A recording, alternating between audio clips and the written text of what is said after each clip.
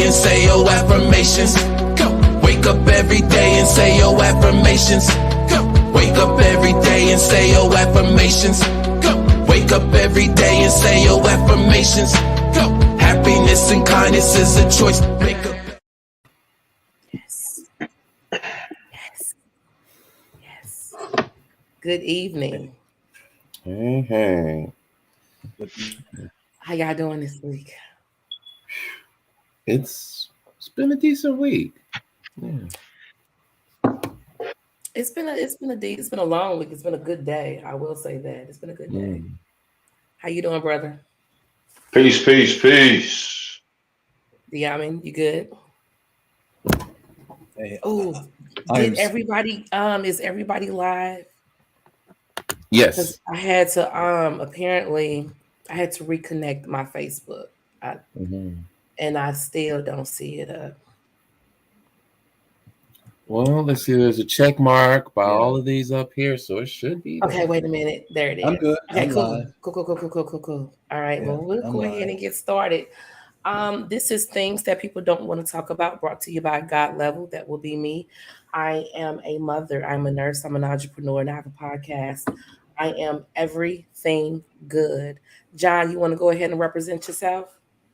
This is John Skywalker, the Sly Talker, lyricist, spoken word artist, martial artist, personal trainer, lover of life, student of psychology, and father.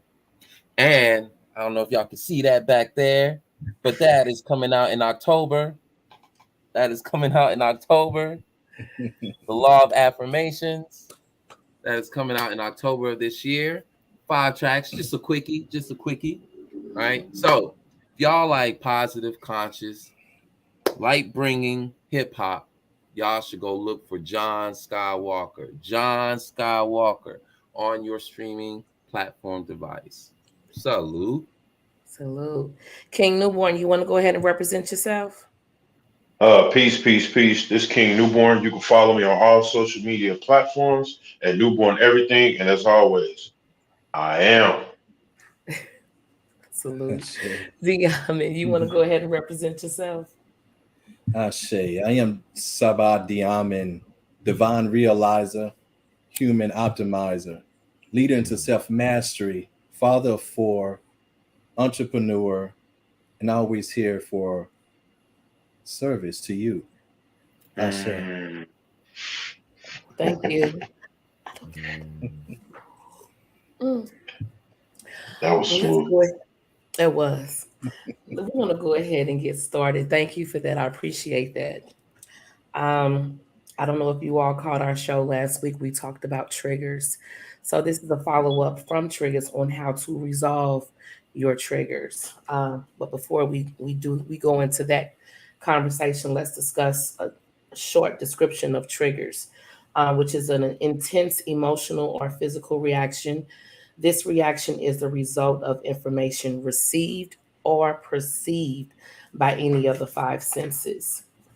Signs and symptoms of internal triggers can be anger, anxiety, feeling overwhelmed, vulnerable, abandoned, out of control, loneliness, muscle tension, memories tied to a traumatic event, pain and sadness.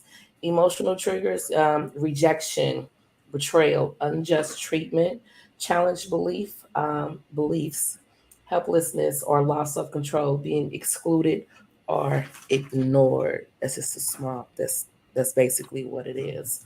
When it comes to resolving your triggers, first off, you want to be mentally aware of your triggers. 2, take a step back and think. Ask yourself questions. What do I feel? Am I angry? Am I happy? Determine the cause of the intense emotion. It can come from a negative childhood experience, anything traumatic. Be curious. Fighting your triggers is pointless. Don't ignore them. Instead, be mindful. Be curious and think deeper. Acknowledge your feelings. Get you some space. Be open-minded. Kind of some quiet time to kind of just reflect on why you're feeling that way. I wish, because it can be intense. I suffered from this 2 weeks ago, and it's powerful. It is very, very powerful. And then practice positive action if you're having a negative, if you're suffering from a negative emotion, practice a positive action. Um, Stop, pause, get some peace, question where is it coming from, be curious, and then move forward. Y'all have anything y'all want to add? Because I just be getting straight to the point. You do. You do. You sure do. You got right in. Hey, like we She didn't dove warm up in. the engine, no foreplay. We at the end of the I show. just be getting straight to the point. Well, it is resolving your triggers. I mean, man. Like, maybe I should have just stopped at triggers and explaining, my apologies. The phone lines is open up. If y'all have any suggestions out there on how to resolve your triggers or when you have a moment, 832-318-6966. We would greatly appreciate it. Do I have anything from my panel right now? Man, I don't even know. Really? That's the first, John. I don't even know. Well, I say let's we got time, so let's break this down. We do. Slowly. I am so sorry. Okay. We got time. So okay. let's think about these different levels of resolving. Yes. First thing is detail. Okay, let's go into detail on this because I think this is your triggers. Go ahead. I'm sorry. So being mentally aware. Okay, so let's talk about awareness. That is a good one. Mm-hmm. That's a good one. So let's talk about awareness, being consciously aware. And what I love what you said too. You said don't fight them, just be aware of them. Yeah. And what I love about that is because fighting them creates a whole nother condition that's going to run parallel to that existing condition. Okay, so you have to be very careful about this. But awareness is very powerful. So this is now when you can separate yourself, because that's what being aware is separating yourself from the emotional trigger in the first place. So now being that you have to understand this, you have to know what is you. So that which is being aware is you. That's the true you. The fact that you could step away from it, realize that your person, which is your body, is going through something, is feeling a certain way, So the fact that you can take a step back and observe that, be an observation of it, which is what the awareness is, right? So now that the fact is that you can step back from it, that means that you can separate yourself from it. So if it was all you, then you couldn't separate from it. But the fact that you can lets you know that trigger resides in a part of your being that is you. All right. So that's the first thing to be aware. And I know that takes a little bit getting used to, because a lot of people think that we are what we feel. We are the things that we go through. They even think that we are our bodies. They think we are that. And so the thing is that these triggers and these emotions, they only reside within the person, within the body. And remember, I think I said this before, but even the word person is a derivative of persona, which means of sound. Okay. So your body is only a vibrational instrument for you to detect through your five senses, through vibrations, detect the experiences that you're having in the physical world. That's it. But what is that is residing within that vehicle is the consciousness. You are consciousness. You are the consciousness that is within that vehicle that's experiencing the physical world through senses, through vibrational senses. Everything is vibrating, right? Right. So this is the first thing is to be aware of is that it's not you, and you have control of changing that. You can step off, say, okay, I see what's going on. And so remember, that's just an effect, and the causation now has back on the realm. Consciousness can traverse back to the mental realm and change your way of thinking, change the way you're perceiving what's going on. Explore that. And then this is how you begin to do it. That's why you don't fight it. You just become aware of it. And then you produce another condition or causation in the mentally to change that effect that you're happening. That's happening. Anyway, that's what I wanted to put in there. Anybody got anything else? And it is said that if you're having a negative emotion, practice a positive action. And that could be just the smallest little thing. For me, it's cat videos. Hey, man, you can't go wrong with those. Really? I'm sorry. When I'm feeling some kind of way, I go watch cat videos, and it makes me smile. It makes me laugh.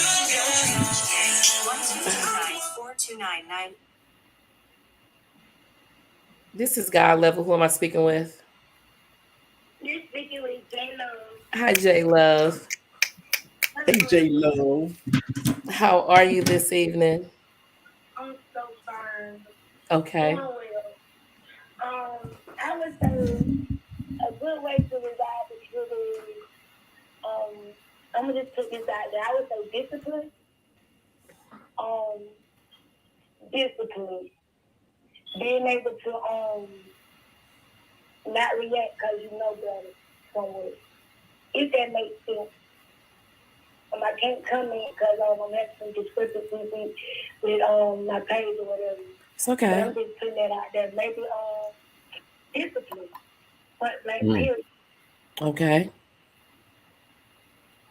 So you said discipline in resolving your triggers when you're having an emotional, a strong emotional moment. Is that, what do you do? Walk me through that. When I say discipline, if you react the same way to your trigger, you know the outcome. You know the outcome. Okay. So your trigger can go a lot of ways, and it can also cause a lot of problems or whatever. So once you learn how to discipline yourself, okay, and when somebody tries to trigger you or something triggers you, you resist it and you keep from giving it any energy. Okay. So you basically stop, pause, and question the moment. Yes, like, okay, like if something happens, you wanna, like on Deanna just said, take a step back from it or whatever, and just refrain from it, resist it. Because I have a theory. What I use is it's far from what y'all kind of like used to, but I came up with this own little thing where I say I use the R. It sounds kind of like, it may sound like y'all a little bit, but I call it the R insurance. Repent, resist, repeat. Repent, resist, repeat. And I just use that every day, and it keeps me disciplined. And when someone tries to trigger me or anything comes up, I take a step back, deep breath, and I know I can't get out of character because how it's going to affect me, how it's going to make me look, and how others going to view me after I reacted from this trigger that's not even really worth me feeding into. Okay. I like that. If that makes sense. Did that make sense? Stop, pause, question a moment, review. It's like you're taking inventory. It's you're having that conversation with yourself. If I move this way, this is going to happen. If I move that way, this is going to happen. So the best course of action for me to do is to just back up and to do something totally different. I get it. Yeah. Yeah. With that system that I use, it's like no worries, hassle free. Once you do that, you pretty much just like dead in the situation. Mm-hmm. Because a lot of times things burn and act up because you add fuel to the fire, you know? Right. So once you resist something, like, you don't have to receive things. You don't have to receive, like if somebody trying to trigger you, you don't have to receive that. You can resist it. You know that, right? Okay. Or something triggering you, you don't have to sit there and say, okay, that's triggering me. I'm a act out or anything like that. You don't have to receive it. Okay. That's just like somebody jinxing you. You don't have to receive that. You know what I'm saying? Once you resist it, it don't have no power. Right. You know what I mean? So yeah, that's my input. I appreciate your input. Thank you, Jay. You're right. Thank you for calling in, Jay. Hold it down. All right. Salute. Salute. You know, she said something is very important, and really takes somebody of strong level of awareness, self-awareness to pull this off. Yes. She said that you don't have to receive what's going on. You don't have to receive it. So it's just like if I'm trying to give you something you don't want, you don't have to accept it. Absolutely. You know? So, but that takes, like we say, that first step we talked about, which was awareness.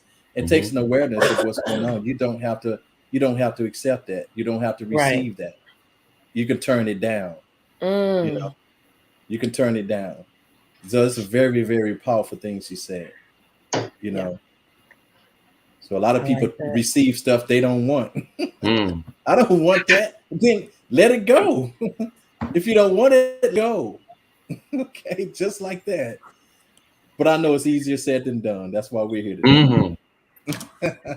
Which is why I also appreciate her using the word discipline here in this context. Because sometimes we get that word kind of misconstrued.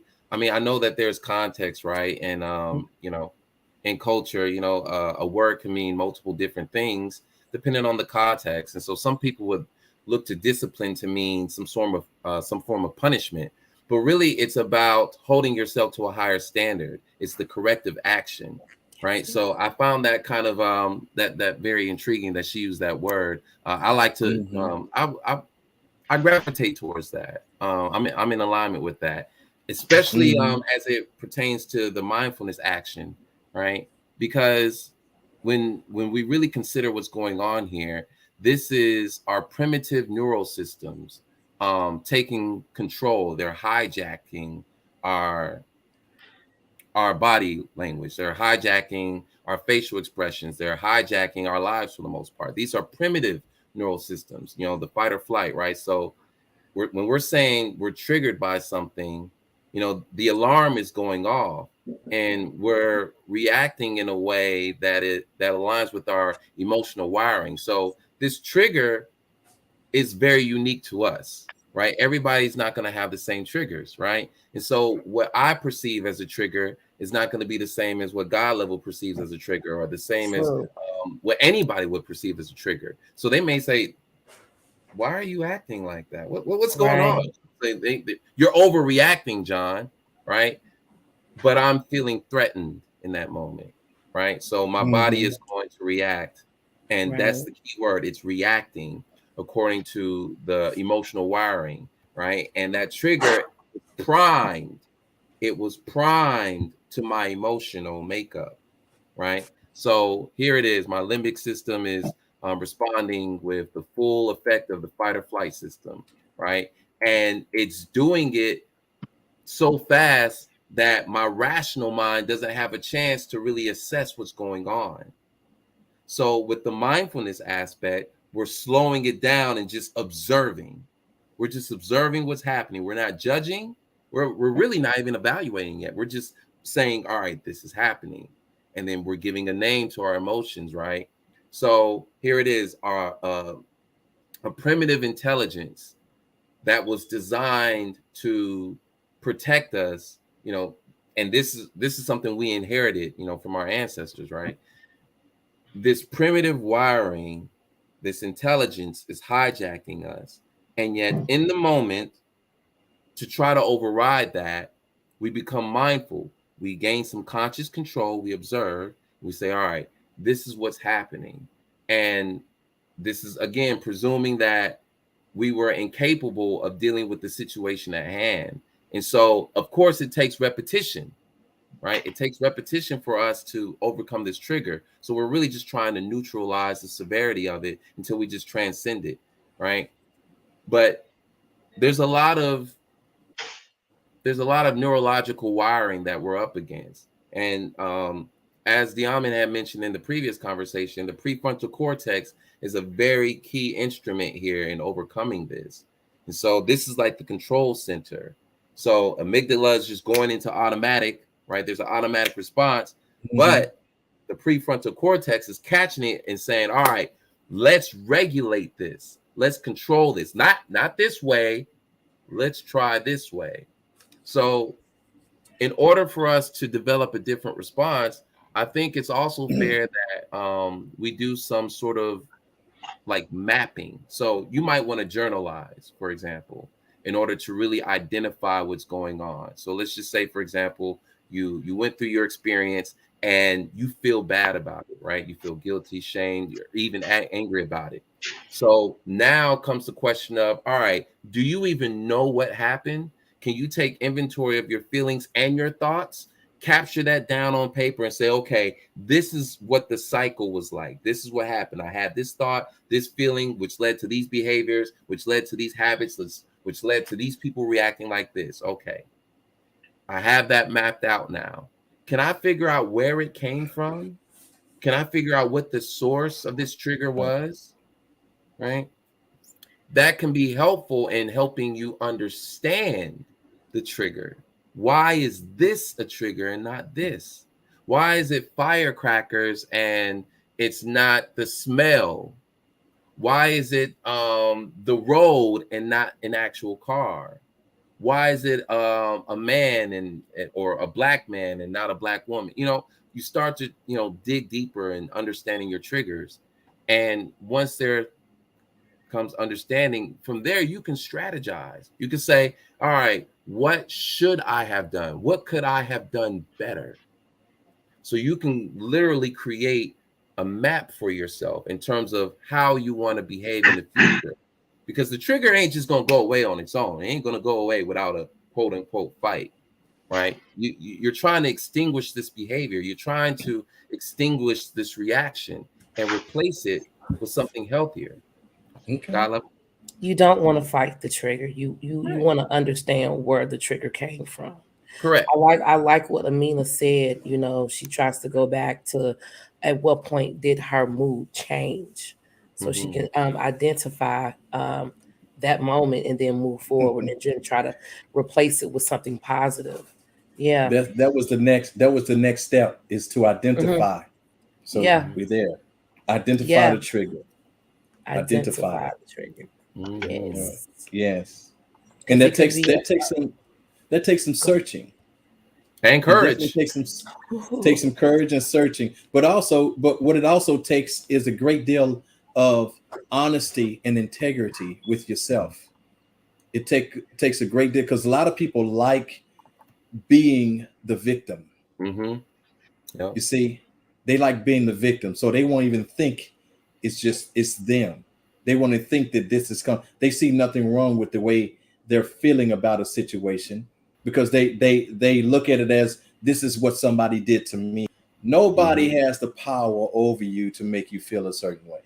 Your feeling, the way you feel about it, is the way that you have determined and decided to feel about it. Nobody can disrespect you. You can only feel disrespected. It's all about how you interpret it. It's all about how you interpret it. You have to maintain and keep your own power, because as soon as you get triggered by other people, then you have now relinquished power over to them. That's what you've done. And so this is why it's important to go through, identify what it was. We understand that these things are chemical. We understand that they're chemical. They're happening in the body. And it's important to understand that these chemicals that actually are now ready, they're almost like ready to attach to those receptor sites on each cell in your body, because that's how the triggers happen so readily. But what you can do is you can reformulate that chemical concoction that's in your body. You can reformulate it. It's like Master John just said, that you have to create a whole nother situation in order to deal with a response like that. You have to create another response, a desired response, and practice that response in every I would say do it in meditation, and also make sure you practice it when the situation comes up. Make sure where the awareness comes in at. You can be like, oh, here I am, I'm in this moment. Okay, so this is what I want to do. You can be having all this talk to yourself, like, I'm right here. Okay, I see it. Okay, I feel this feeling coming up. So this is what I'm gonna do instead of doing what this feeling is telling me. I'm gonna do it this way. Right. So we call that initiating the wheel. Go ahead and wake that wheel up. Wake it up. Make it do its job instead of the emotions doing its job. Okay, so do it that way, and you keep practicing that. Before you know it, that right response will become a knee-jerk and reaction in your life. It takes time. Be patient with yourself, but keep at it. Keep at it. Mr. Harding asked the question, how would soul ties play in this and identifying? Sir, I'm trying to understand what your question is. Can you Soul please give us ties a or call? trauma bonds? Yeah, because I need for him to be clear. I don't know if you're hearing me right now. Call 832-318-6966. I want you to clarify that. What do you see? The question, you see it? Yeah. No, I don't see it. Hold on. You see it now? Yeah. Soul ties, yeah. And remember, those things are all concepts. Soul ties. It's no, those are just terms packaged up. That's not real. Okay, it's not real when we talk about soul ties and things like that. That stuff is what are we really talking about? Is that still just another scapegoat term to where we have no control over what we're doing because somebody else who's tied in with our, or what have you, just because this person is here to. Now I believe in a twin flame energy. Only because we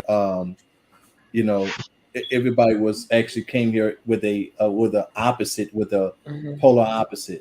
and it's not necessarily a polar opposite, but a polar complement that we are to resonate with at some level of our existence.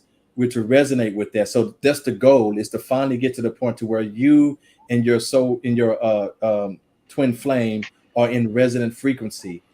So this is like the lower soul, and you have a higher soul. We call the lower soul the ka, or the cat. It's really pronounced cat. And then a higher soul being the ba, or the ba. Okay, so we got those two. The job is to have the cat to from frequency to vibrate to the level of the ba, so they can finally match and then go and create and then you have this eternal life, this eternal soul is now created. So you have that on that level, but also on a horizontal level, you have you and your divine complement that meets up every so often in your lifetimes. That meets up. So as far as that, so that's the only thing I can think of, a soul tie being something that's more tangible and real. So if that has anything to do with it, but it does play a part into revealing to you where your weaknesses are. Where your emotional and spiritual weaknesses are. An emotional is indeed a spiritual weakness. If you have a trigger, that is indeed a weakness.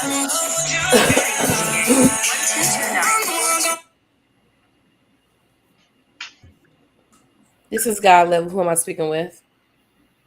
This is J-Love. I'm so sorry, babe. I have to call in because I can't come in. Now, soul ties. For me, soul ties is like a bunch of clocks. It's like your soul is not tied to anyone. I think it's an excuse, or people use that to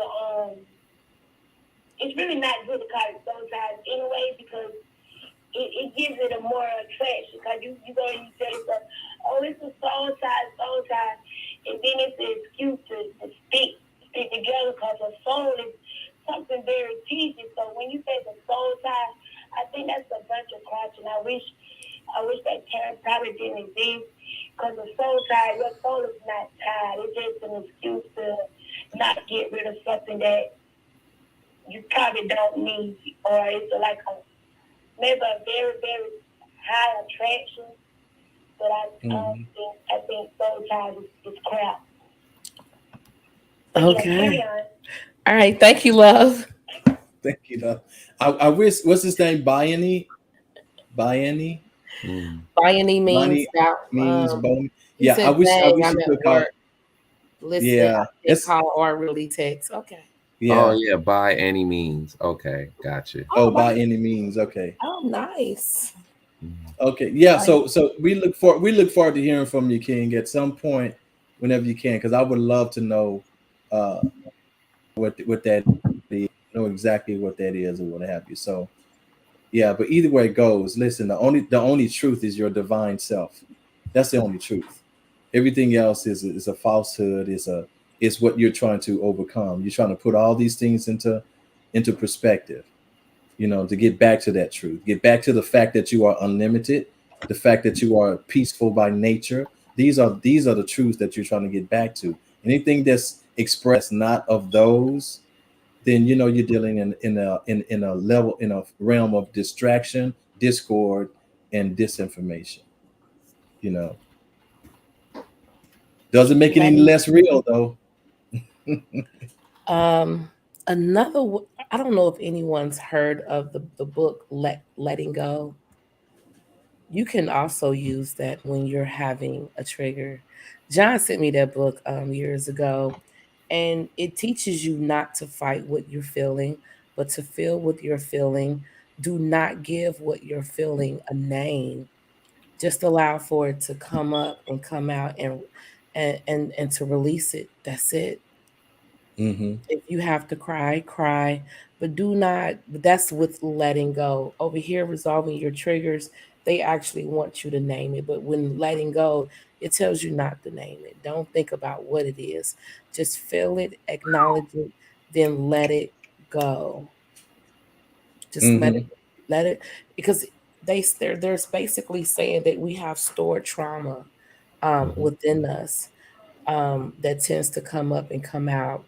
And when it does come up, we tend to try to give it a name. Well, why am I feeling like this? Or what is going on? Maybe it's this, maybe it's that. No, maybe it's something that happened a long time ago that you never dealt with that's actually coming up to be acknowledged. And you don't try to push it down. You just be in that moment.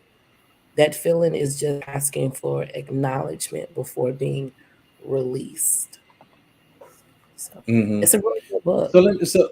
So let's talk about that, because I've also seen books that tell you to but later I figured what they were talking about. But it seemed at first that they were saying for you to embrace what you're, to embrace it, embrace the trigger, embrace the feeling that comes up, and things like that. Which of course for me, I have a problem with that. Okay. As a teacher of self-mastery myself, that's not to me, that's not the way of self-mastery. See, there are people out here that teach you how to cope with it. We don't cope. You don't want to cope with it. Okay, coping is you don't want to have to deal with it, because coping just means you're only suppressing it. That means that you're not trying to transcend it.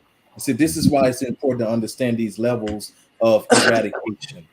If you want to eradicate it, you're going to have to transcend it. You got to replace it with another idea, with another paradigm.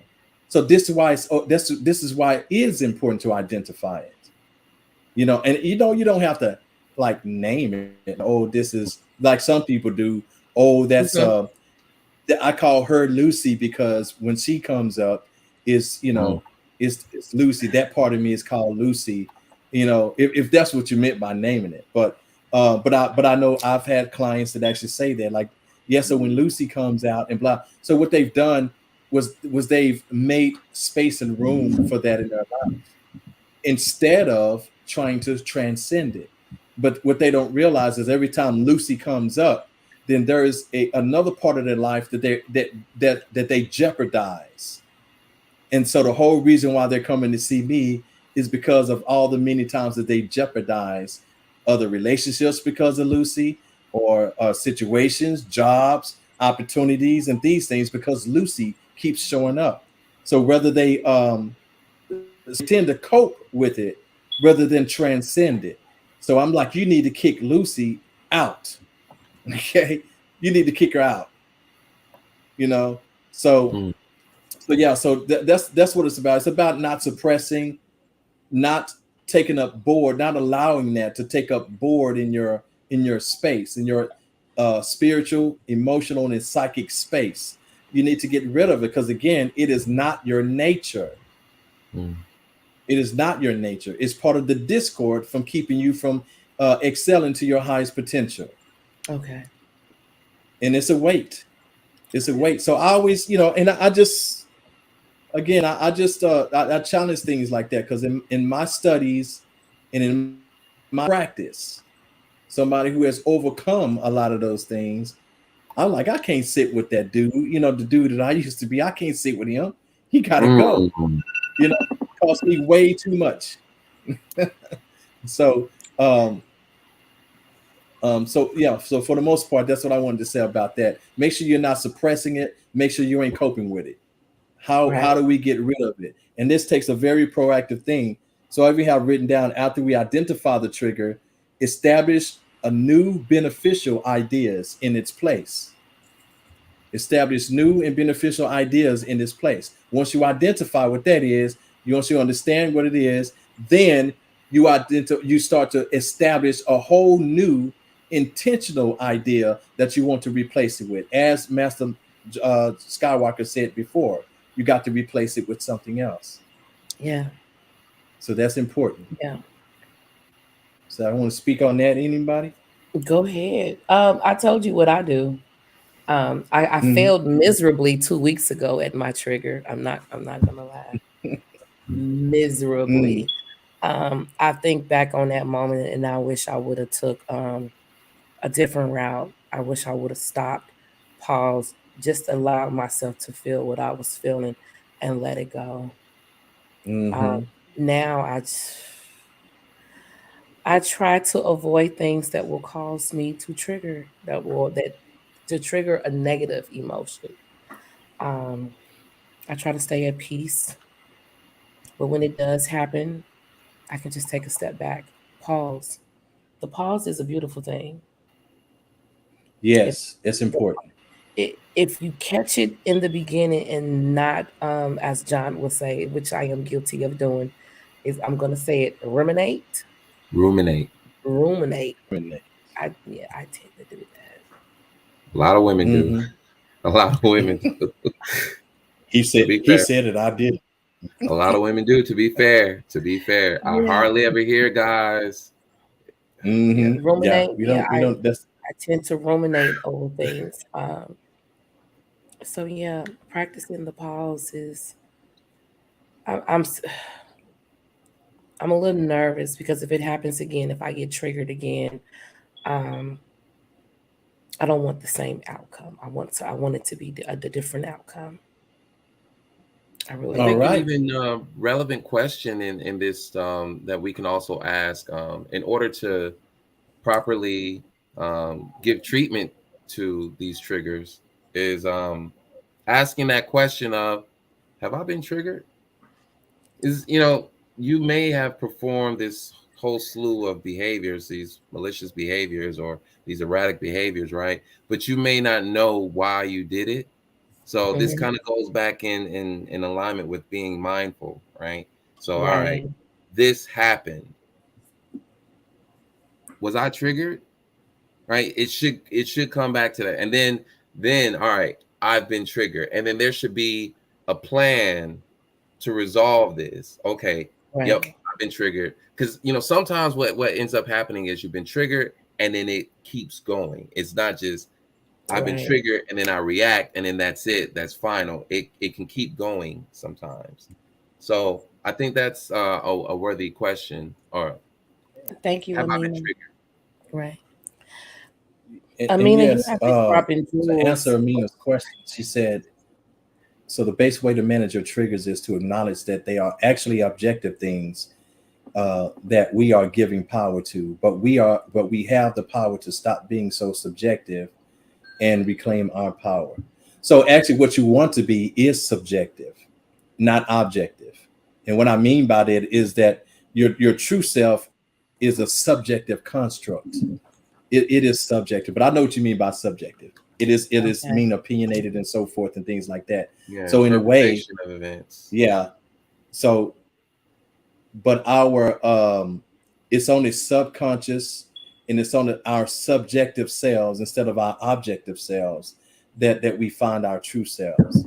And but you are absolutely right, Amina.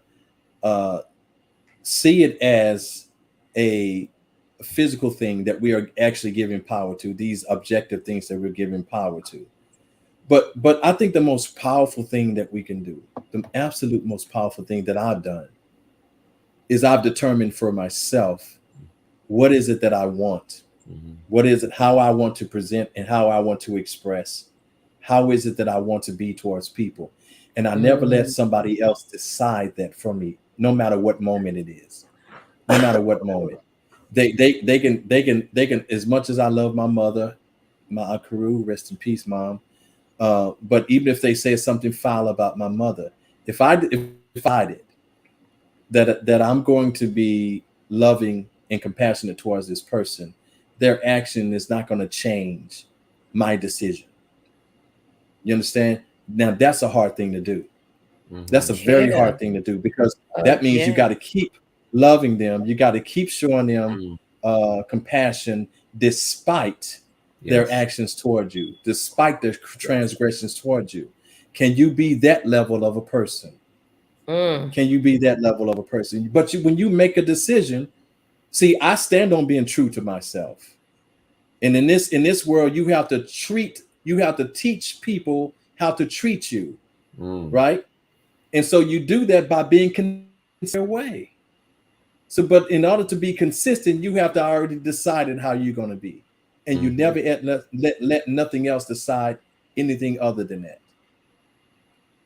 So no matter what it is, so this is what I had to do, because I already tried it the other way, wanting to make beautiful and powerful relationships, but I was slapping folks, turning them off, and doing all this other. I'm like, wait a minute, that's not what I meant to do. See, they made me change my mind in a moment. That's where I saw me being weak, because I changed my mind in a moment. So this is so it's important to understand that, and this is why that next step is about initiate an implementation of the new idea. So once you establish that new idea, you initiate an implementation of it. And I have the 4 D's down: devotion, determination, discipline, and dedication to that. That makes you solid on it. I use those D's too when I'm training when I'm training my clients.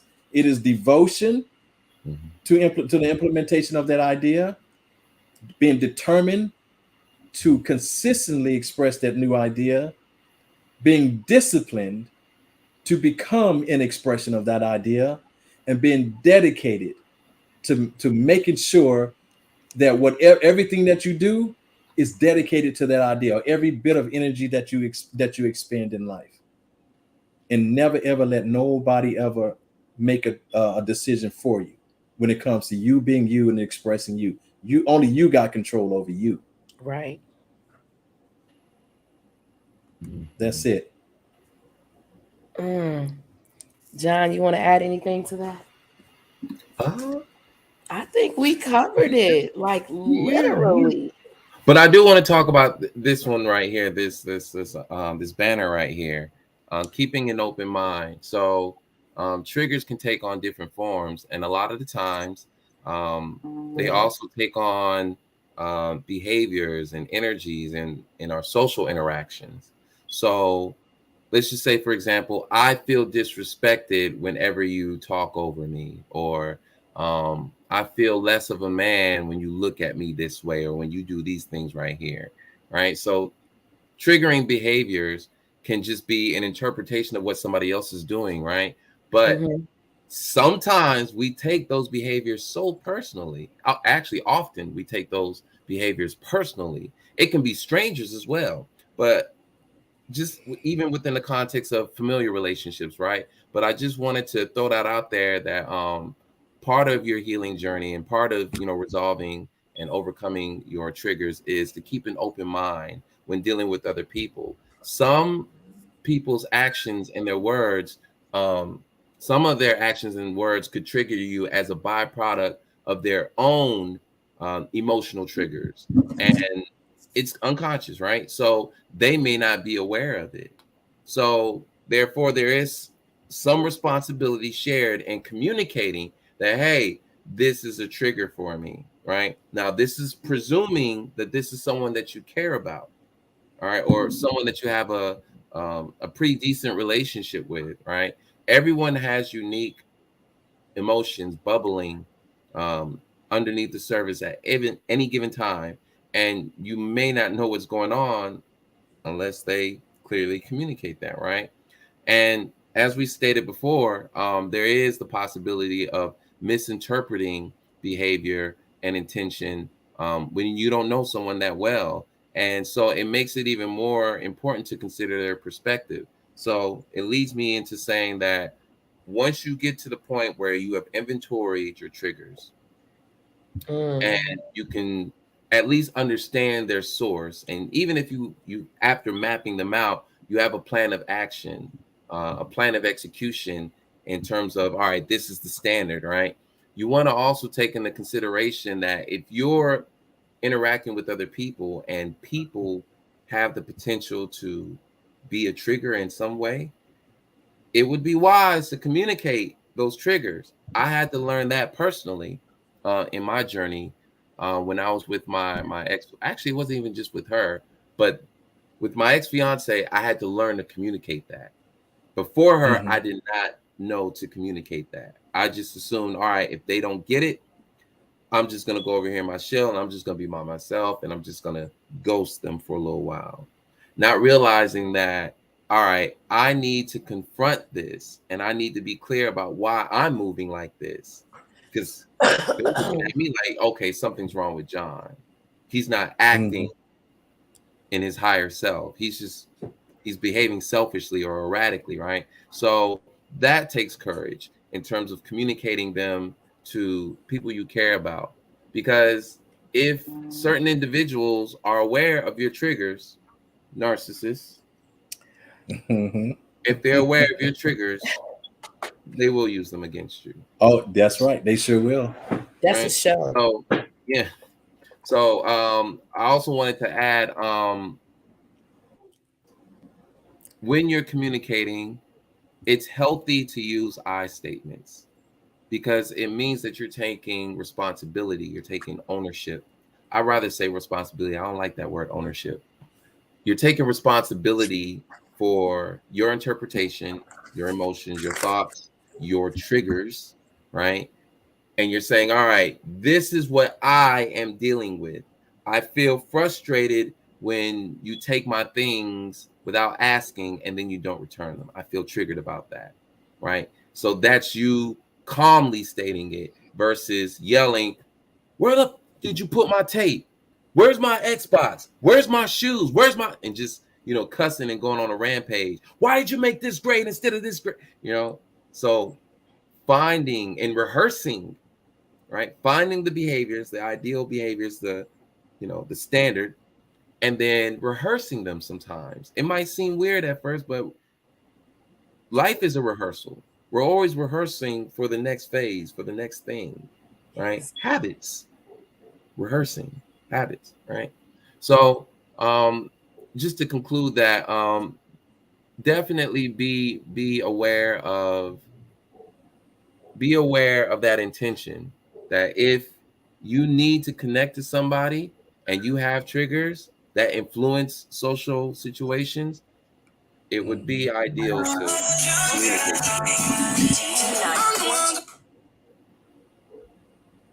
This is God Level. Who am I speaking with? This is Jay again. Go ahead, honey. Oh, okay. I need the to say those 4 D's again.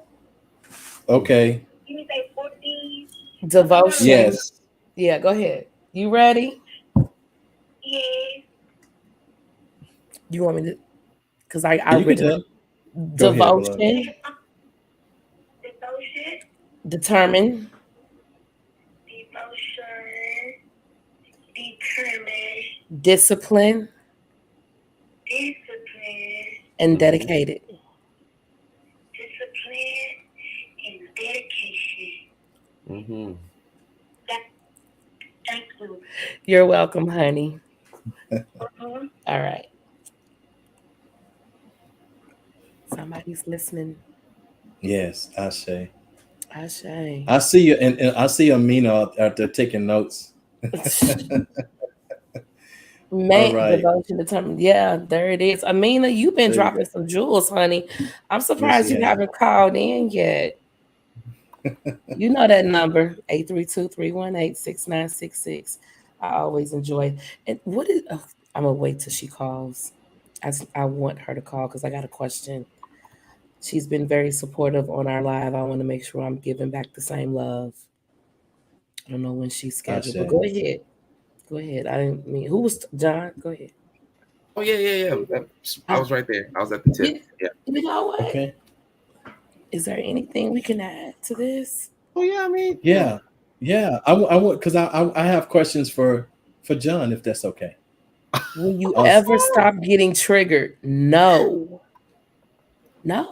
Yeah. Well, hold on. Yes, you can. No. Yes, you can. Let me getting triggered. Yes, that's what this. The first thing is to know that you can stop getting triggered. That you can overcome and transcend all of your triggers. Yes, you can. Teach me. So that's the objective. Remember, like I say, and this is, remember, I never tell you nothing I can't prove. Okay. So you, by nature, your natural response to every challenge in life is peace. That's by your nature. Now, if you're not responding with peace, instead you're responding from the standpoint of your triggers, which is nothing more than emotional conditionings set by previous experiences undealt with, right? So if that's what that means, you have failed to establish your true self and your true and natural response. Something else is in the way of that. Okay, so you have to now, this is why it's important to identify it. So you can now get it out of the way. What is that? What is that why am I feeling that this way? Because I'm not supposed to. Something is out of order in my natural or my automatic response to this. What is that? What programming is there? What condition has been set? And regardless if you never can pinpoint when it was set, but still identify that it is one. And you need to start dealing with that. You need to start dealing with that. So this is, you can't want to have triggers for the rest of your life. It is the one thing that's messing your life up. All right, it's messing your life up. Nothing else is. It's just the fact that you can get triggered.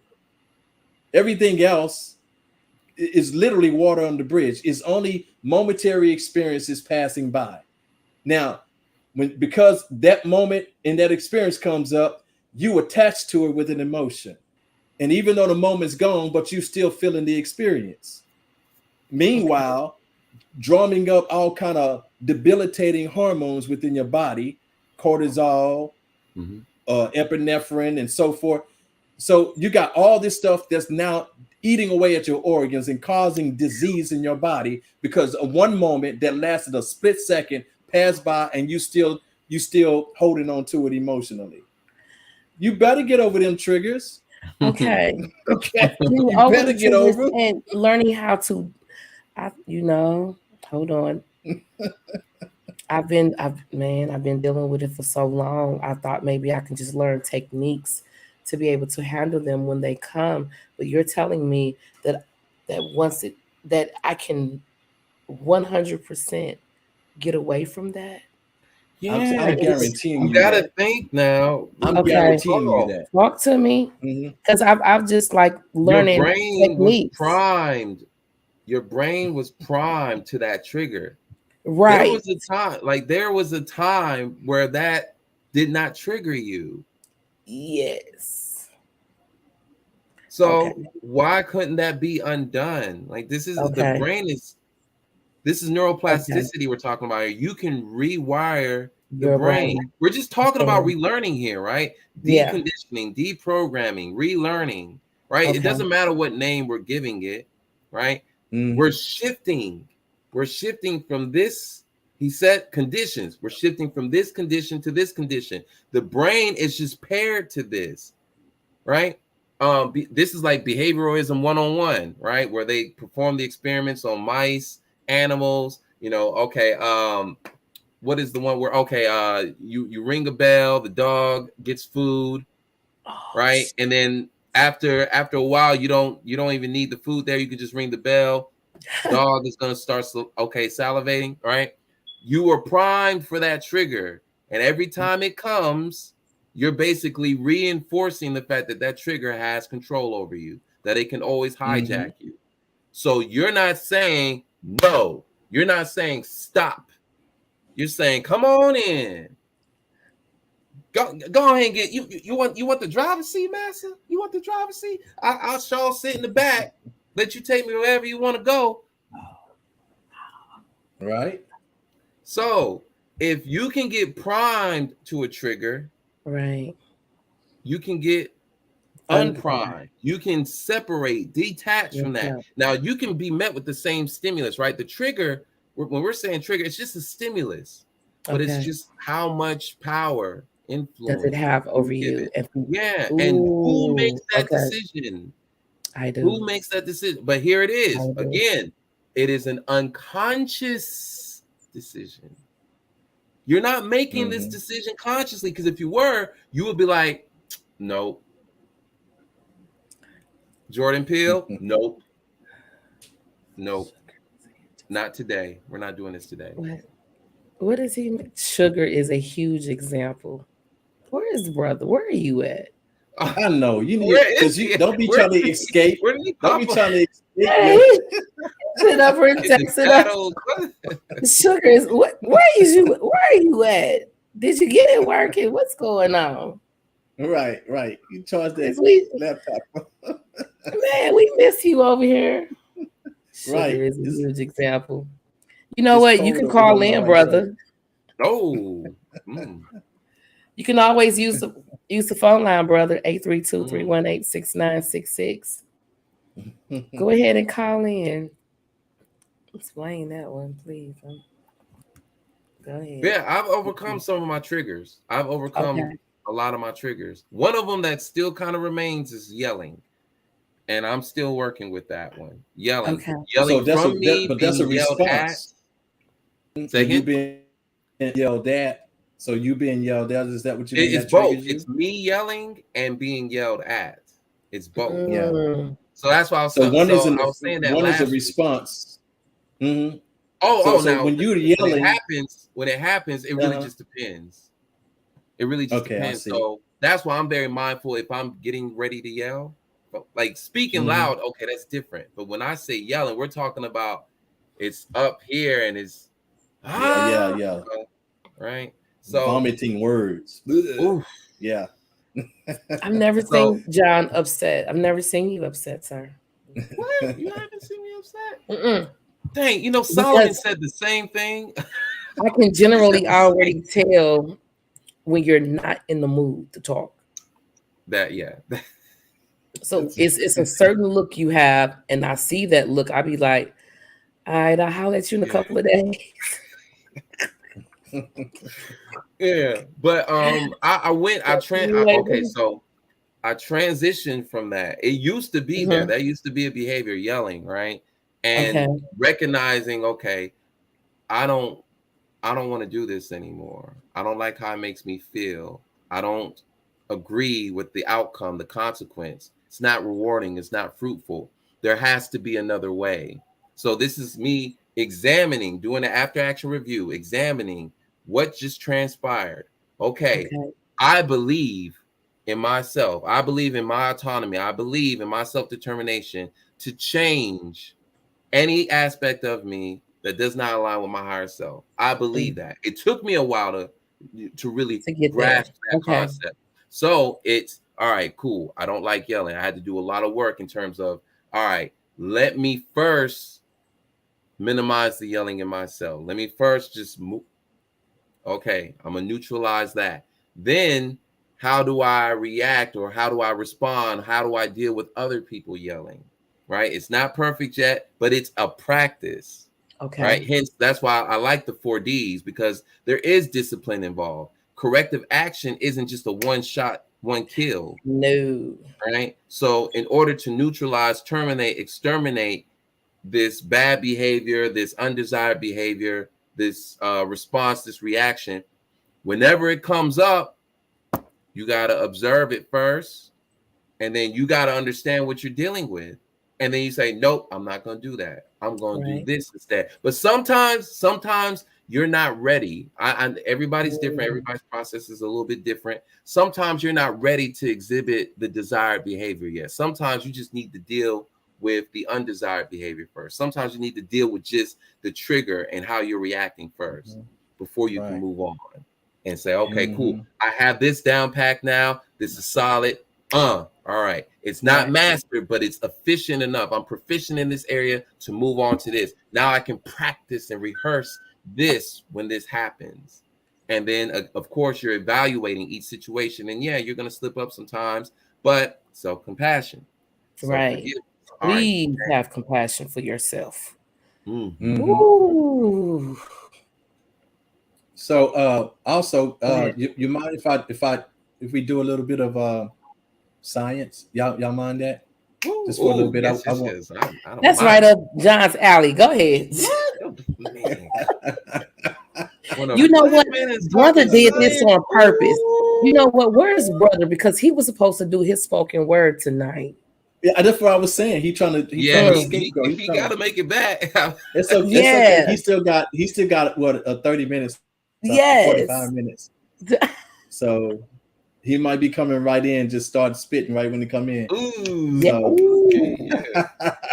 I got something just in case. I always got something on the back burner just in case. But let's get into this science though, brother. Where we at? Come on. All right. So y'all have seen this before, because I explained it to you in a meeting on the master's class, right? So let me share my screen real quick, just so we can see what we're talking about here.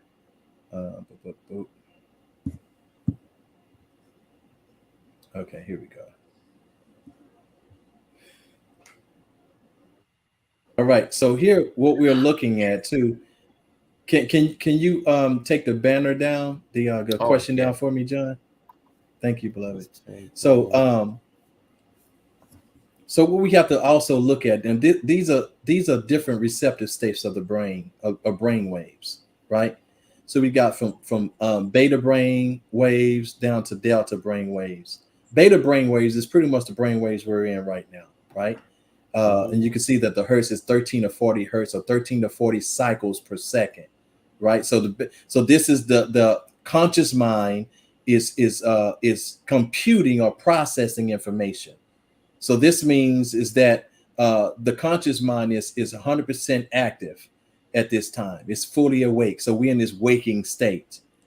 Now, once we begin to sit down, whether we're going into meditation, I usually show this chart according, in relevance to when we're talking about meditation and everything. But we go into like just a relaxation mode, and we go into that alpha brain waves, and you can see the brain waves there start to slow down, 7 to 13 cycles per second, right? So it's crunching less, because it's what it's doing. It's starting to cut off things that are that's not relevant to the moment, you see. And then so as the conscious mind begin to now go more into a subdued state, the receptive part of your brain becomes more awake, which is the subconscious, okay? The highly receptive part of it. So then after we get down at the lower end of that alpha. Now we're going into the theta brain waves. Theta brain waves is that state that's between the sleep and wake cycles. So it's at this point too that therapists get you to this brain wave state to interject different programming. So when I was talking about seeing and then initiated the implementation of those ideas, this is the brainwave state that you want to do that in. This is where you can like speak directly, so your will or your intention can directly implement a programming to your subconscious in this brainwave state. This is how hypnotherapists do it. That's why when they get here and they can convince you that you're a chicken, and then when you come out, come back to the beta, you think you're a chicken, because somehow they've interjected a message in their programming, instantly rewriting your program. It doesn't last long unless you repetitiously do it, right? And then after we go into the lower end of that theta brainwave state, then we go into the delta brainwaves, which is when you're completely asleep. Okay, so this is deep sleep. At this point, the subconscious is fully active, the spirit is fully active, but the conscious mind is completely subdued. It is completely non-functional at this point. There is no voluntary actions going or functions going on. So the life force is the only thing that's really active at this time, because your body is still very much active. You're still breathing. That is not a voluntary function when you're breathing when you sleep. Your heart is still beating. Your body is still processing, not just processing nutrients, but it's also gathering up waste and detoxifying at this time, depending on what the quality of sleep you're getting. So you still got all of that going on, right? Now, the reason why I brought this up is because there's another brainwave state that we have to talk about, and that's going to be the gamma brainwave state. Now, the gamma brainwaves have the highest frequency among all the brainwaves, so they even higher frequency than the beta, right? But they are associated with high levels of thought and focus. They could have different effects depending on their levels in your brain. So if your brain produces high levels of gamma waves, you tend to be happy and more receptive. But let's talk about this receptivity, because you can be thrown into a gamma brainwave state by an incident.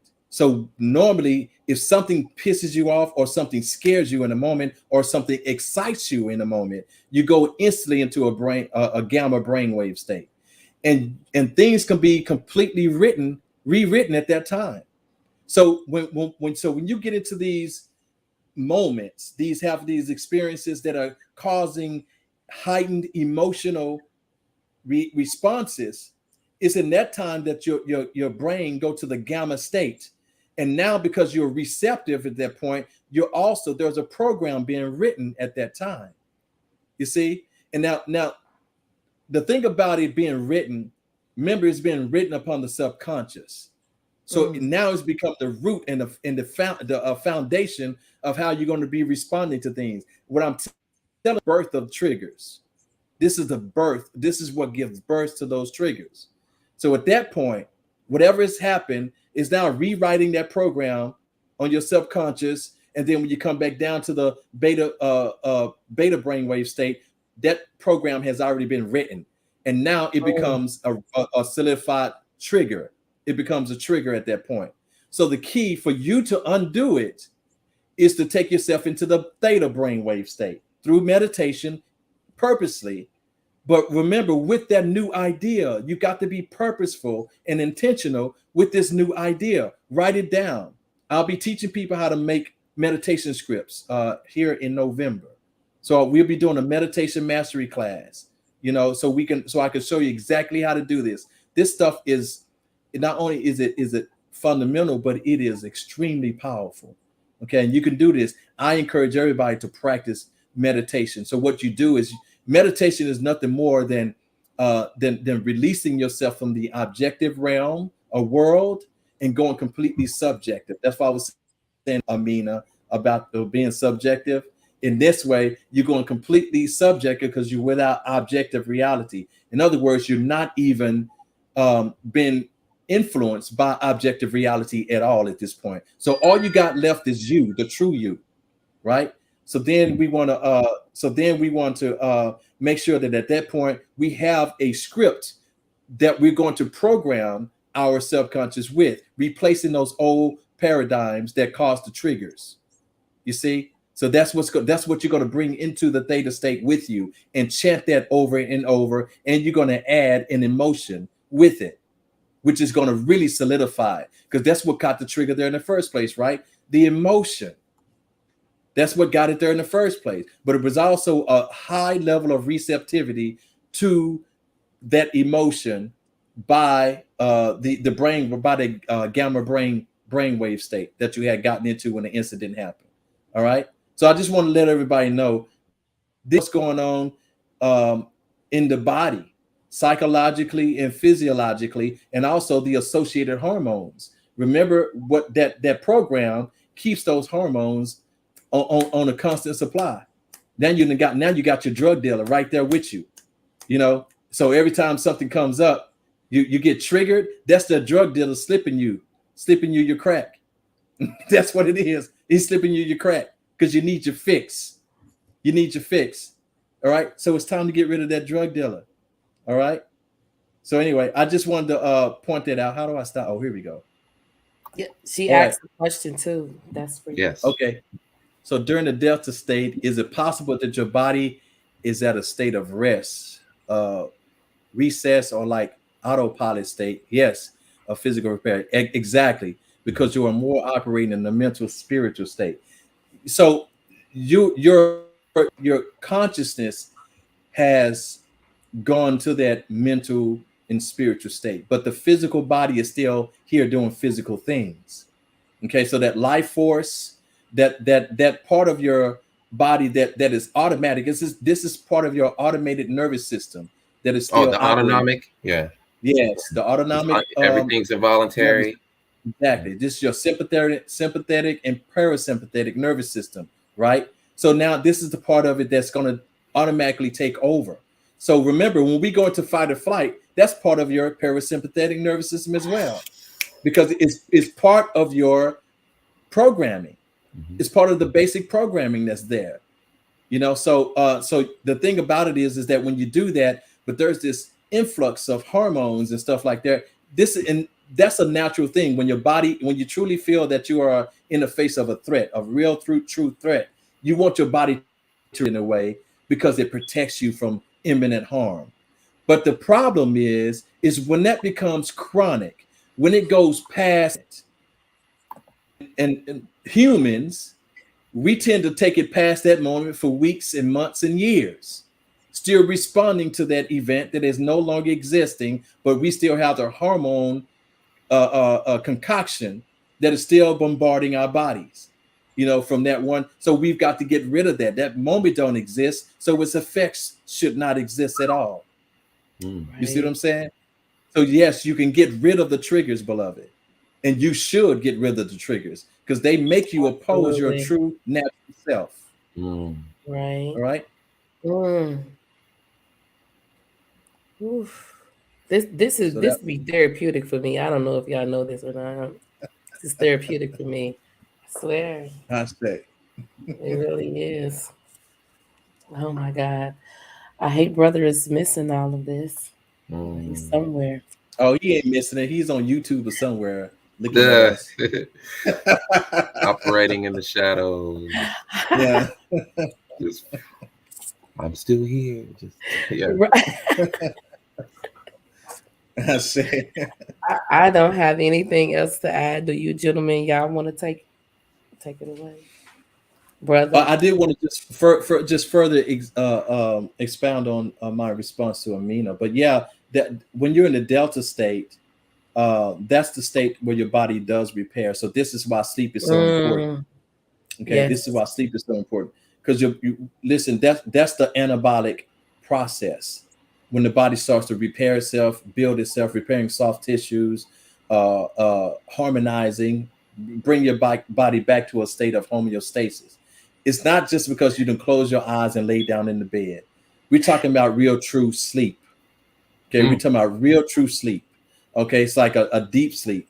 So do whatever it takes to get a deep sleep. If you're not sleeping well, fix that, because night after night of low quality sleep can lead to obesity, it can lead to diabetes, it can lead to high blood pressure, all that kind of stuff. So just make sure, and don't listen to Steve Harvey when they talk about when he trying to convince everybody to sleep only 4 hours and Oh, work and work and work. Don't listen to him on that stuff. Yeah. All right. So just make sure that you get your sleep, and if you can't sleep well, figure that out. Figure out why you can't sleep well. And what does she say here? She said, in your opinion, is our egos more so tied to our physical selves? I can't wait to hit that one. And a lot of our triggers are egotistical responses and emotions that, like you said, end up being like listen here. Ego is threatened. Our ancestors have already dealt with this. We have deified every aspect of our true self. One of the true selves. So unfortunately, well, I won't even say unfortunately, but the ego is the last thing that we step into in the physical body. So the ego is what gives us. So it's truly in its proper place. It gives us our sense of uniqueness. But when it's out of balance, it brings about arrogance, and it only sees differences between you and somebody else. So not uniqueness, but differences. You see what I'm saying? So now because the ego wants to be identified and it wants to be validated on these. So even those who try to identify themselves as victims, that's still of the ego. Yep. So yes, so this is why. So the ego was personified by the deity Set. That is the base and root word of Satan, or Setian. Which is what it was at first. So if you want to know where the devil is, he ain't in hell. He resides in you. Okay. Now, yes, the ego gives birth to our emotional conditionings, and that itself, man's negative emotional aspect, is what they call apep. Even the Greeks call it apathis. It is the arch enemy of Ra and Osar, the divine force and your true divine essence. Okay, so it is the arch enemy of those two. So in other words, if these two, when you're in the emotional state, this is apep got his coils wrapped around you, a big serpent.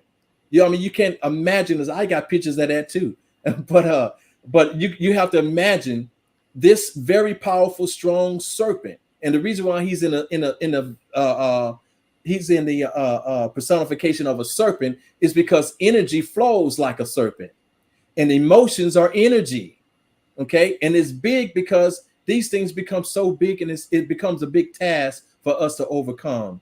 Okay, it's not impossible, but overcoming it builds character.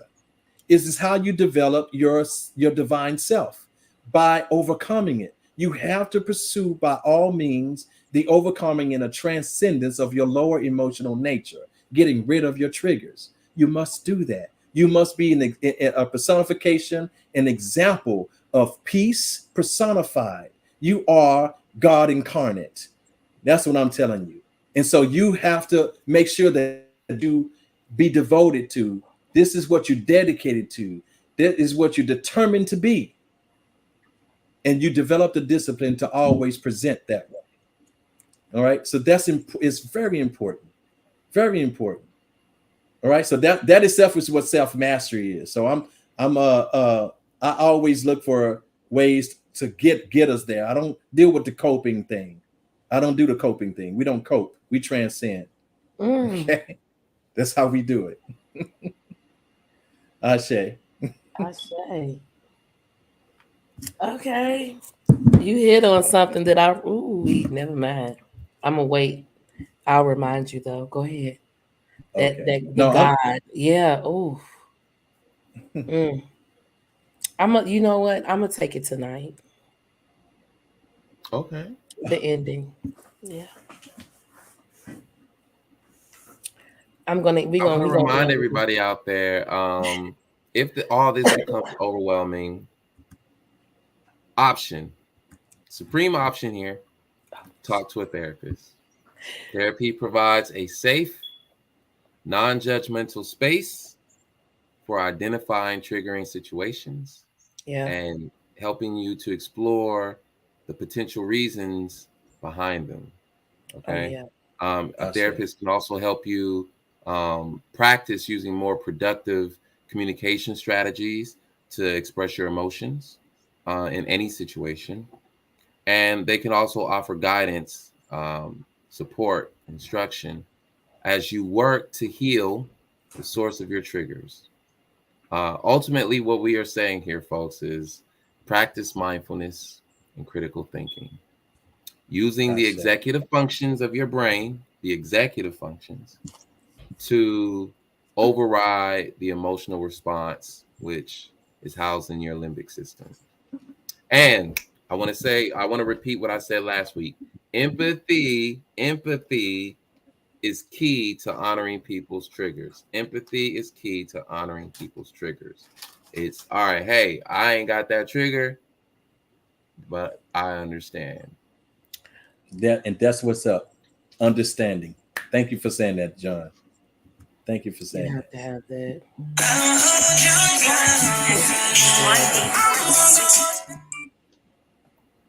I'm sorry, who am I speaking with? Hi, Amina. Woo! Okay. Wait a minute, can you hear me? I can hear you. Okay, go ahead.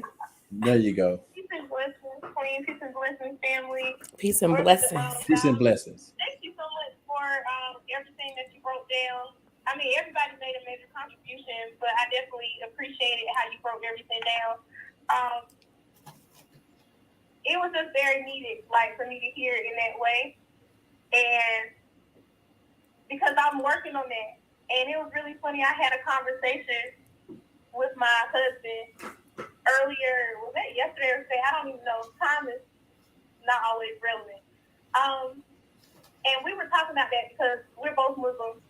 And so there's this element in our faith that we are working to. So I talk, because I'm still spiritual, so I have a lot of spiritual background and stuff too. I just chose the path to Islam because for me, it was going to give me that element of discipline that I knew I needed. Like before the path to spirituality that I was on, I didn't have any parameters. I didn't have any discipline. And for me, that level of freedom, I wasn't growing because I was just all over the place. 1 minute I'd be here, and I might be kind of consistent. The next day, I'll be taking my pace at whatever, strolling with leisure at whatever pace I want to go because I didn't have, I didn't have anything to necessarily answer to or whatever. But I love that as where I am, truth is truth. So, like, I recognize that even in the terms of what it would translate over to me trying to, break down the same concept to other Muslims, or if I need to have this conversation with a Christian, I would know how to say this same thing, to them from that format because I also used to operate within the religion Christianity. And so our ego is something that I've been, like, definitely battling with. And so I knew it that I've always known there was a difference in myself. Like, I knew that there is an ego version of myself, and I knew that there was always a higher version of myself. And I knew that the ego version of myself wasn't necessarily me. It was like a choice that I would lean into at times, and a lot of times it was based upon triggers. Like as we're both saying, triggers are just learned behavior and programming, or just whatever was going to validate my ego, which was mostly always emotionally based. Like, my emotions seemed to validate and strengthen whatever conditions and preconditions that I wanted to have based upon my ego. And my ego is useful because it helps me preserve my body. Because my ego doesn't want anything to happen to my body, because if something happens to my body, then my ego isn't attached to my spirit. So my ego isn't going to live forever. But my essence, my true self, my spirit, my soul, like, that's eternal, but my ego is not. And so that's what I've been always able to figure out. And so as I've grown, and this past year has been a year of me learning to release. Like, my birthday's coming up next month on the 20th. And I just been steadily, like, each year, it's like I have a different thing that I know that's going to be my thing for this next year, like, for the new chapter. And so, like, one year I remember I had to let go of identity itself. Like, I had to get rid of this idea of thinking that I had this one way of being identified. Because as you were saying, oh my God, this is so trippy. And so that's what it was. I read this book called The Invitation by Ryan Mountain. And she was explaining the idea of, like, just stop trying to have an identity. Because if you're trying to have an identity, you're not even being you. You're not being you. You're not being your true self, because it's you trying instead of you actually being. And then it was going into what you were saying too about your ego being so, like, haughty and arrogant, and it finding differences between you and another person instead of appreciating that there's, unique qualities and attributes. Right. And so I remember, I think it was like my 25th year, my 24th year, but I was turning 25. I was struggling so much with my identity. I had found myself, I was observing myself, and I was starting to catch myself being, at times, insecure in myself, not because of who I was, but because I was certain that other people also share similar qualities as me. And it was just because of my ego. Yeah, it was literally because of my ego. Like, it made me feel off-put. My ego made me feel off-put about being able to see the similarities that other people had, because I took it personal and made it seem like they were trying to be me. They were trying to be like me. They were trying to be me. And this is just me being honest, because I've grown beyond that. I can be honest about this. Like, I really was struggling with that. I had, like, such issues of insecurity. So I had a trigger. And the trigger was anytime I saw a particular person doing the same things that I had, like, done, or that people were starting to recognize and attribute to me, I would feel triggered, and then I would no longer want to be around that person, because my ego was triggered, and I felt like the narcissist within me was like, oh, they trying to be me. Right. Stuff like, oh, only I can be me. And then I wanted to try to call this person out on them trying to be me. But in reality, I wasn't even being me. I was being my ego. My ego Come on now. I self-realized that me is me. Like, me is not the roles that I play down here on this earth in this realm of duality. Like, me is a unique, like, I can't even fully explain. It's a unique combination of attributes that is not solely based upon when I was born or who I was born to and my DNA and all those things help to contribute towards me. But even when my physical is no longer relevant for me to be, when I'm able to share my physical vessel, like, I'm going to still be me, and I'm still going to be unique, and nobody else can be me. And I don't have to be certain about anybody else being them when they overlap the same qualities that I have too. And so I'm no longer triggered by that. In fact, now, when I see somebody else being themselves, and it also looks a lot like what the same qualities that I have, I now can appreciate them. Because I'm not dwelling and living through my ego. My ego's not driving the boat. Right. And I'm so grateful to have gotten to that point. So, like, answer that question about, are we always supposed to be triggered? Like you said, no, we can transcend. And I'm so happy that y'all had the show and that it worked through everything, like, because how we first got on this was through the generational traumas, and then talking about, parents taking their traumas out on their children, and then we are traumas, and traumas come from, they cause triggers. After you've been traumatized, you're going to be triggered, and then us get torn. And just the way y'all have worked towards this point is very powerful.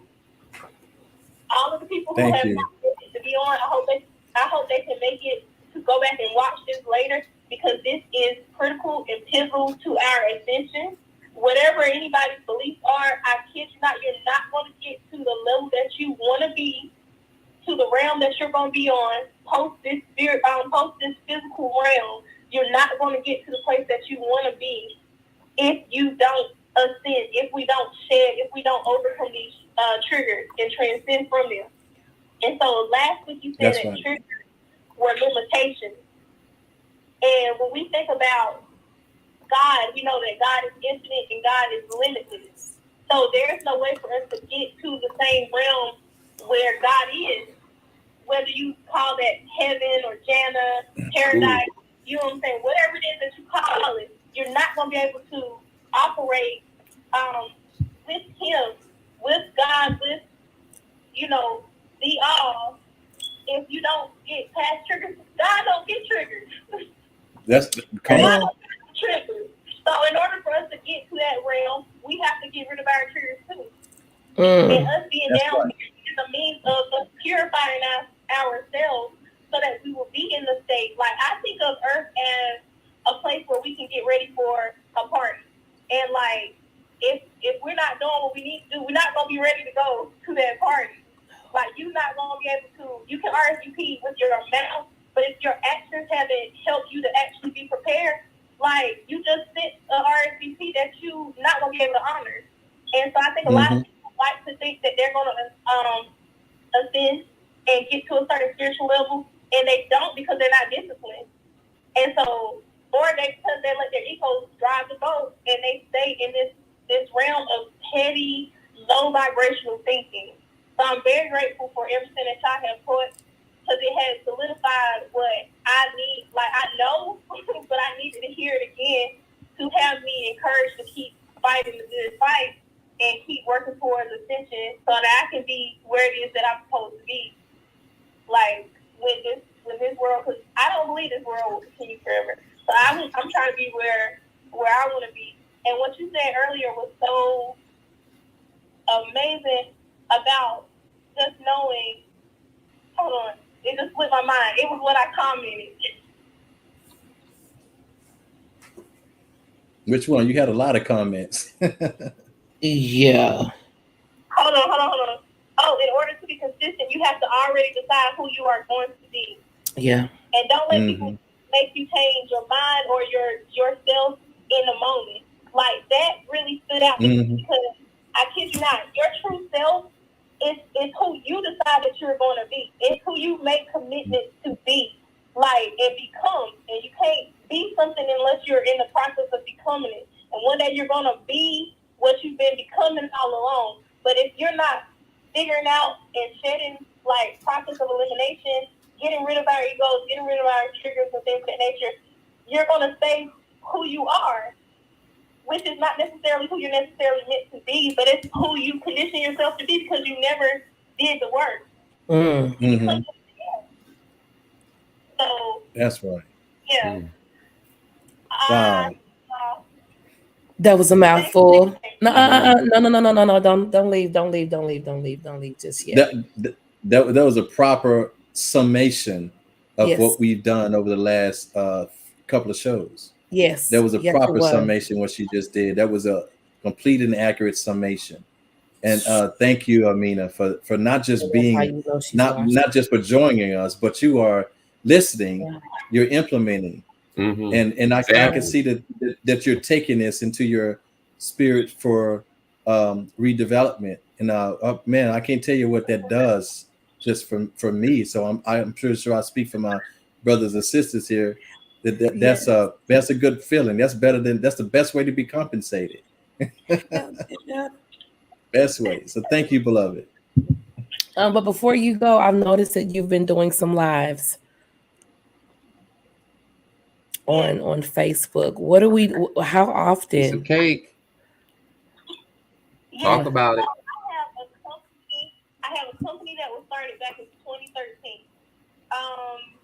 It originally started out as just an entertainment company. It was something that I was just trying to do because I was tired of working for other people, and I went home, inventoried my skills, and I was like, if I could do something and get paid for doing it and it not feel like work, what does that look like? And it was me working with children and playing and entertaining children.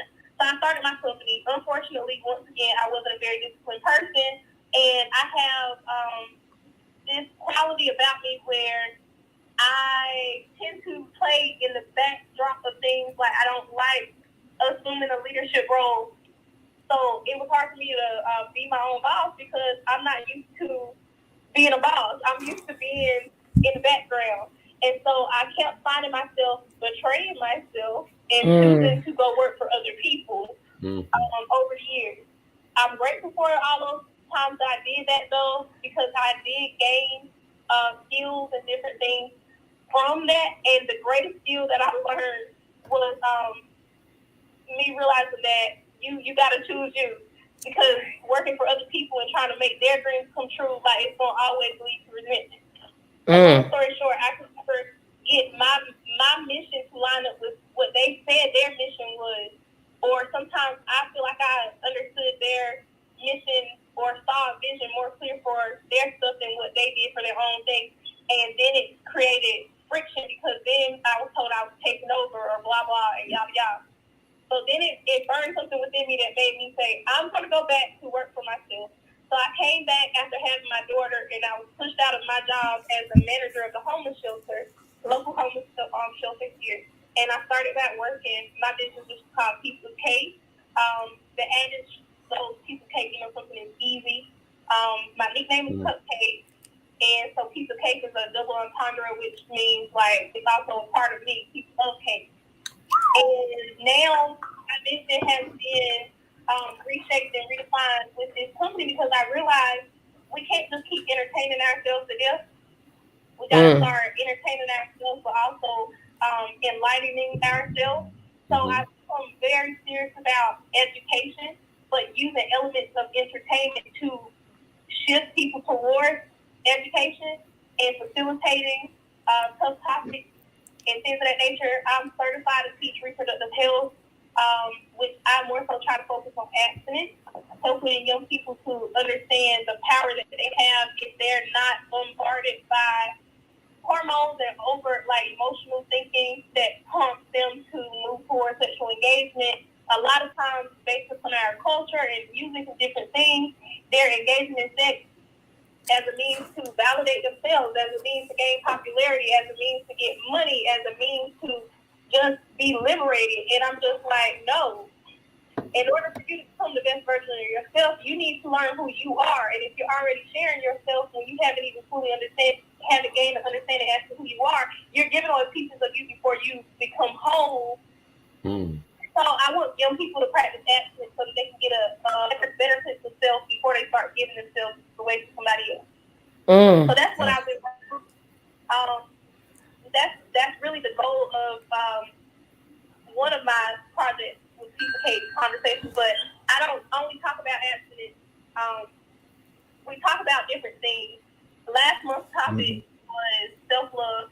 So that's what y'all been seeing. Piece of Cake. I started it back in September of 2021, but I was not consistent. And honestly, I feel like after watching y'all for a couple months, it has been towards realizing, like, I can do this. It's not too hard. Yes. And so it has shaped me and encouraged me in a way to become more consistent and disciplined with the task that God has given to me, with the thing that I know that the contribution that I know that I'm supposed to be making here in this realm.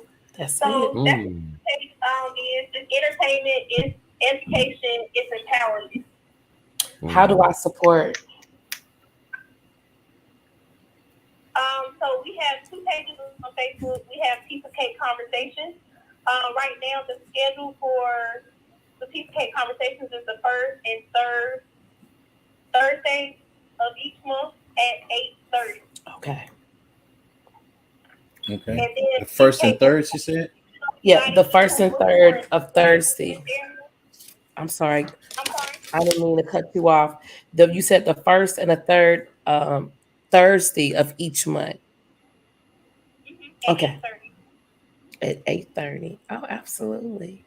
Okay. Is that Eastern? That's Eastern, right? That's Eastern? Yes, Eastern time. Okay, and it's on your piece of cake. It's a Facebook page. It's a page.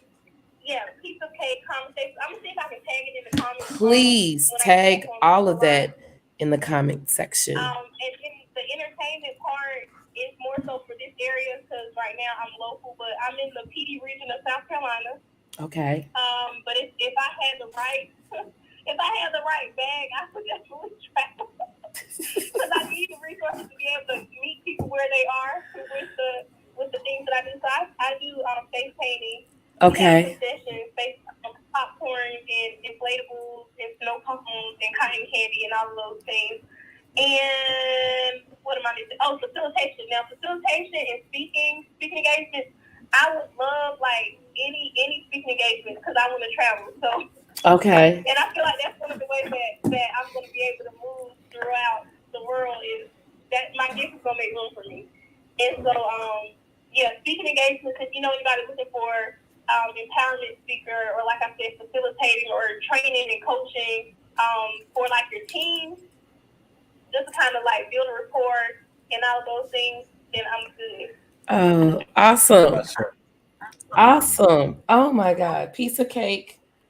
Please. How old is Amina? How old are you, Amina? Probably 26, 27. I will be 34 on What? October 20th. 2 days before my son's birthday. She is a Libra. Mm-hmm. My daughter's a Libra too. Happy early birthday. I wrote it down just so I can remember it in my notes when we get closer to our podcast. I don't know. Let me see. Let me look. It's on a Thursday. Your birthday's on a Thursday. You have any plans for your birthday? I do not. This year, I just know that I want to be in a state of peace. That's so it. I'm not putting any pressure on myself. And in terms of like trying to plan anything, I'm going to go with the flow. And I'm going to appreciate myself and be present on that day. That's my only plan. That's it. Like, I'm not trying to book anything, or I'm gonna go where my spirit leads me so that I can be fed what I need to on that day. Oh man, I can appreciate that. I love it. I can appreciate that. Go ahead. Powerful energy. Thank you. Do y'all have anything y'all want to ask Amina before she? Yeah, I just want to say I can appreciate that when most people, me being also a fitness professional, I never understood why on people's birthday to celebrate life of going on another year, they damn near kill themselves by drinking, smoking, doing and staying up late and going out doing all this stuff, ruining their life force, and which not something I've ever done. But I never understood it, so on your birthday, you always want to promote life to ensure that you get another year. And that's why you celebrate a year later, but you also initiate another healthy year of life. But you can't do that with drinking and all that stuff. So I appreciate your words. You are wise beyond your years, young lady. Yes, indeed. You are. And thank y'all for contributing to my wisdom. Honestly, I can't say that enough. Oh my God. Ashe. You're welcome. Ashe. Thank you. Thank you for calling in, Miss Amina. And I look forward to seeing you on your live the first and third of Thursday of each month. All righty. Love you too. Love you too. I gotta go. Wow. I gotta go follow that page. It's a piece of cake of conversations. Piece of cake conversation. Is that what it was? Mm-hmm. Yeah. This guy level. Who am I speaking with? J-Lo. Hi, sweetie. Jay. Correction, anointed Jay Praise. Oh, they pray. I don't see I always thought having an ego was a good thing. However, you do have to be able to, humble yourself at times. But what's wrong with being proud of yourself?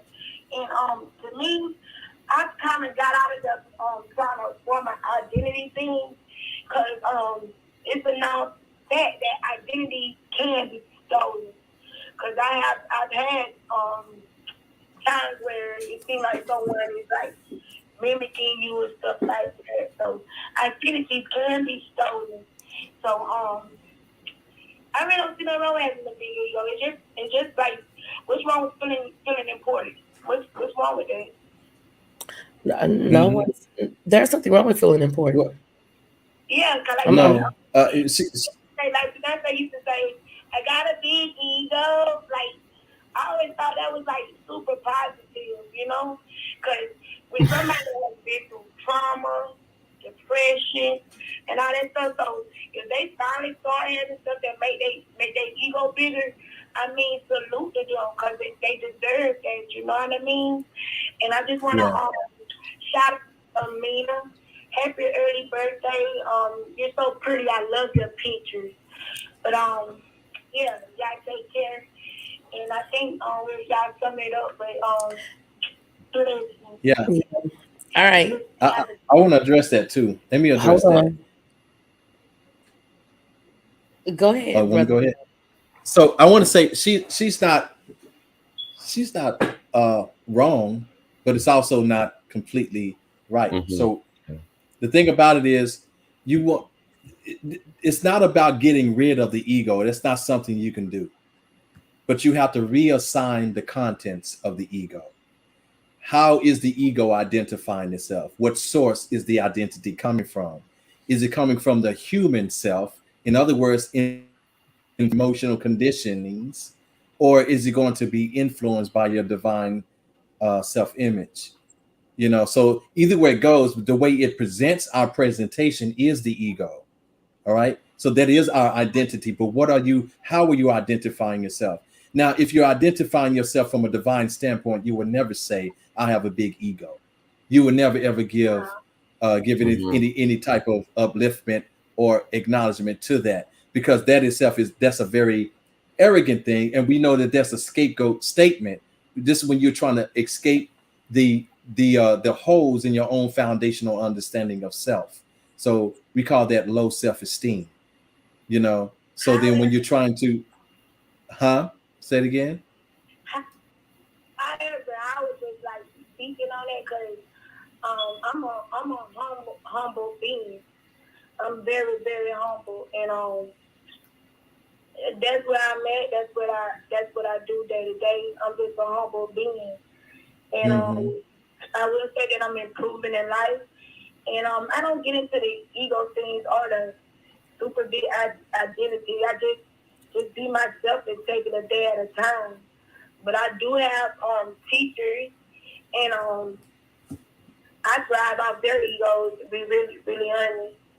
But anyhow, I appreciate the devotion, determined, discipline, dedication. I'm really, really gonna apply that vigorously. I say.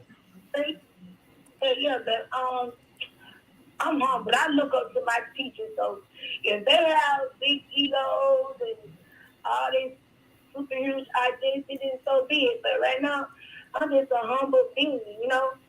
I hate the terminology, but I'm just a squirrel trying to get a nut. You dig what I'm saying? Yes. Yes, we do. Yeah, and what she meant by that.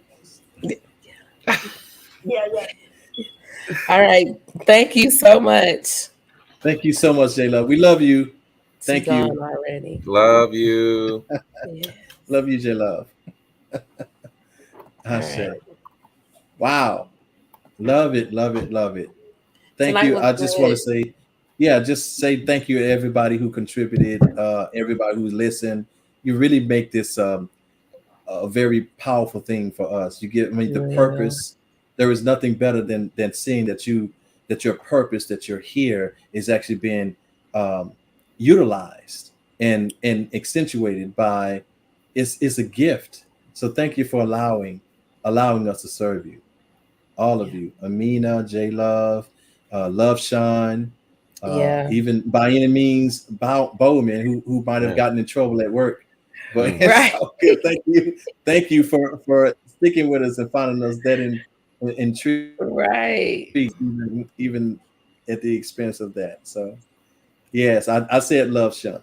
Oh Yes. yeah. Okay. And Love Shine. Okay. Absolutely. Thanks for sharing it. I know by any means shared it on his page. So we did have a couple of new people that came in. And King Newborn, I don't know where he at. He probably just gave up. He was He fighting, just fighting, did fighting. forget it. They He got just look, gave they up. got it. That's probably Now the Ali. technology defeated him. Look. The technology defeated him. Yeah. Like, man, That's you all win. good. That's all good. Oh, We ain't letting man. him off the hook next week though. You got to No, come with because it that. was supposed to be his week to speak. Mm-hmm. All right. You know, I'll take it for him. You got us. I All got right. y'all tonight. Just let me know when y'all want me to get started. It's on you. It's when you're ready. I already said my goodbyes to It's on everybody you. and my appreciation. Yeah, it's on you. All right. Let me take a little sip, you know. Please be advised. I use the word shit a lot in this. All Okay. right. All right. Man, I got to write some hot shit. Last week, Diamond came through and killed that shit. Now, don't get me wrong. My brother John, he be on that shit. And my brother King Newborn, well, he just new to this shit. So when it's my turn, I can't be about that love shit. I already did that shit. This week, I'm not even on that shit. I need that fire shit because brother had me over here thinking about some shit. He was on that ghetto hood violence, you know, that never gets solved type shit. Taking me back to my childhood and remembering that shit. Father, mother, uncles, DEA kicking in the door type shit. Because they heard we was selling that crack shit. Sleeping on the floor at night because some bullets was flying through the house type shit. Watching my family fight over turf to sell that shit that became the shit, turned the neighborhoods into shit. Just to ride up and down the street like, yeah, nigga, we the shit. That's that bullshit. Being embedded in us so that we don't aspire to have shit or be shit. And was too blind to even see that shit because we too busy celebrating that shit. And even till this day, we still be on that shit. Nowadays, corner boys get beat out by businessmen in suits, 400 billion a year on that shit, selling a product and taking out a whole generation just to have respect put on their name type shit. My company bigger than your company type shit. Not to mention quarterly earnings and dividends, PPOs, and profit sharing. Well, that's that Wall Street shit, that Wall Street shit. But anyway, I remember that shit. And I knew early on I didn't want no parts of that shit. The world is bigger than Grand Natural Bridge and St. Louis Avenue, yet some parts still look like shit. I can't help but to feel my family was a part of that shit. But I'm not on that shit. I tried that shit and I wasn't cut out for that shit. I couldn't help but to think of the babies going without because their parents were strung out on that shit. It just didn't make no sense to be a part of that shit. I'd rather be a part of the solution than the problem. Coming up with answers to solve them, helping to break the chains around my people's head because they used to send them around their wrist. Clenched fists, grit teeth, sentences being handed down like giving away time for free. This can't be me. This can't be us. So far removed from in God we trust because we haven't looked in the mirror and accepted the fact that God is us. Now that's the type of shit I'm on.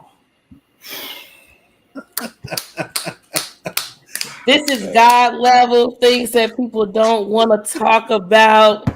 We will see you all back here next week. John, you got me.